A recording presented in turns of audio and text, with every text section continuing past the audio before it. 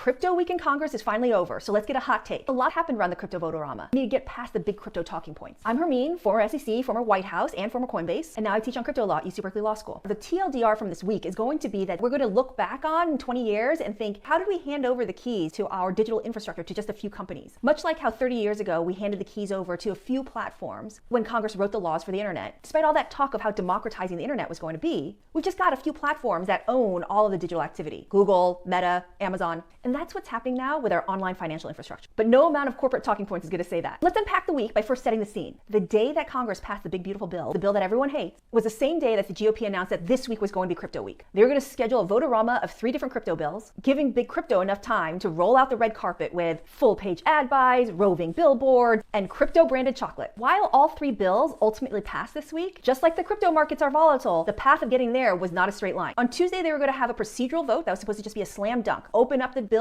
for debate, but that failed. The GOP leadership and big crypto had all been saying that this was a big bipartisan effort. Having a procedural vote fail on the floor was not part of the plan. The GOP, big crypto, Trump all get into damage control. Trump calls in the GOP holdouts, and on Tuesday night he posts, "We're all good," but then Wednesday comes along and the procedural vote is not going as expected. The sticking point is about CBDC, central bank digital currencies. Republican holdouts want a full-out ban on the Fed ever investing in, researching, looking at, and certainly issuing a digital dollar. They want it in the Genius Act, which is about stablecoins, because that one has passed the Senate already. If the House passes it, it goes to the president. This is the fastest way to ensure that there are no CBDCs ever in the United States. For what it's worth, that is not what the Democrats want. While the Dems and these Republican holdouts disagree on the substance, they don't want to advance any of the bills for debate until that gets resolved. So Wednesday near midnight, GOP leadership that had kept the vote open the whole day promises these GOP holdouts like MTG that even though they're not putting the anti-CBDC language into the Genius Act now, they will put it into the Department of Defense authorization bill next month. And that's a must-pass bill. Meanwhile, big crypto isn't thrilled that this isn't going all according to plan. They'd rolled out a bunch of money to make sure it would. Remember, there's the $260 million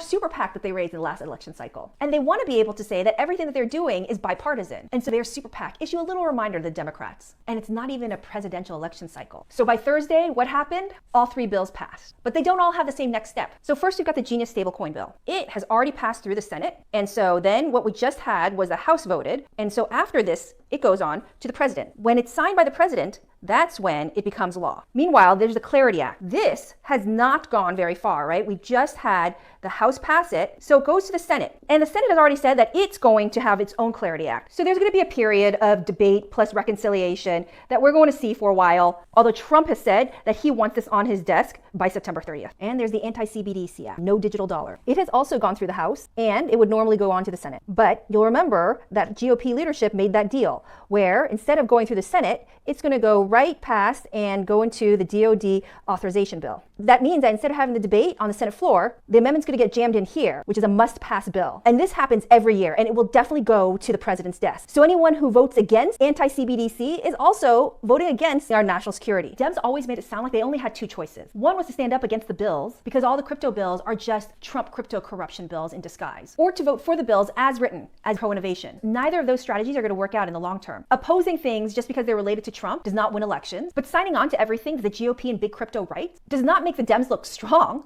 Makes them look weak. What they never contemplated was saying we will not vote for these bills until we have amendments that ensure that the technology is being built for individuals. Crypto is just technology. It's not the existence of the technology that leads to innovation or corruption. It's its implementation. But here, the Democrats just let the GOP take the entire narrative. You're not going to see big crypto fawning over any of the Democrats who voted for the bill, but you do see them thanking all of the GOP. I hope you found this helpful. I'll definitely do a deep dive on each of the bills. In the meantime, drop me any questions you have and I'll do my best to answer them.